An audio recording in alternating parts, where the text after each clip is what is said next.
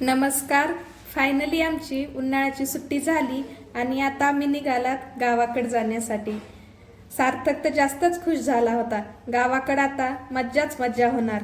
आता वाट बघत होतो आमच्या गाडीची. बाहेर गेलात तर काही ना काहीतरी घ्यावंच लागणार.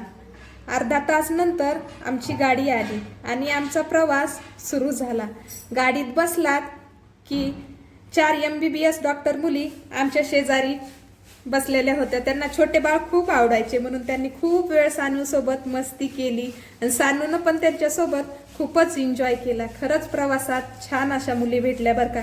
आता फायनली आमची अंबाजोगाई आली आणि आम्ही घरच्यांना सांगितलेलं पण नव्हतं की आम्ही येणार आहोत आणि त्यांना हे सरप्राईज अनपेक्षित भेटलं. लहान मुलांना सगळ्यांना खूप छान असं वाटलं.